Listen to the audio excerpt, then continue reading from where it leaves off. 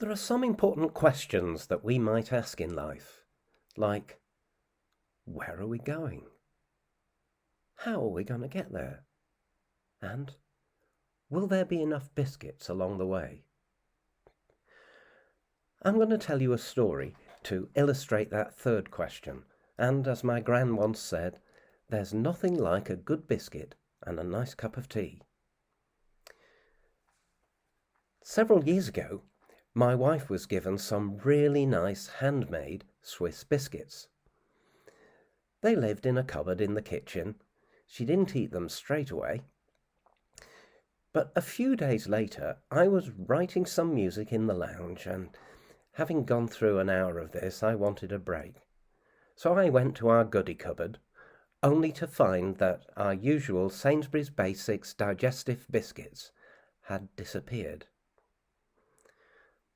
I looked longingly at my wife's Swiss biscuits, and the thought of them gnawed away at me, rather like gnawing at a biscuit, for example. Eventually, I could bear it no longer. I bit the dust and the biscuit. But the problem was, one biscuit became two, became three. These Swiss biscuits were in 4 compartments, so I had the whole of one compartment. But to make light of this crime, I drew this note. Gone. I thought my wife might like it. Everything seemed fine until, about a week later, my wife and I visited a nice old lady. Let's call her Betty, because that was in fact her name. Partway through our visit to Betty, my wife pulled out of her bag the aforementioned packet of Swiss biscuits and gave them to Betty as a present. I thought I'd still get away with it because I thought, well, Betty will leave them on the shelf and discover it for herself. But no, Betty said, well, let me go and put the kettle on, we'll have a cup of tea and have these biscuits with it. My wife offered to help. Thankfully, Betty said no, she would deal with it herself. But from Betty's kitchen there came a stony silence.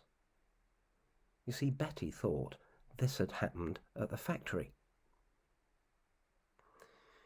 In any case, Pam went in and she recognised my sense of humour and also my art ability. Pam had a few words with me then, and Betty seemed to see the funny side of things. Everything was okay until we got home, when Pam had a few more words to say about it. Well, what can we learn from this story? Firstly, Proverbs 10 verse 2. Ill-gotten gains profit nothing. I agree with that. Secondly, if you've done something wrong, it's better to say so at the beginning. As Numbers 32 verse 23 says, be sure your sins will find you out. And thirdly, last but not least, always keep a decent stock of basic biscuits in your cupboard. Anyway, it's time now for a cup of tea and a biscuit, I think.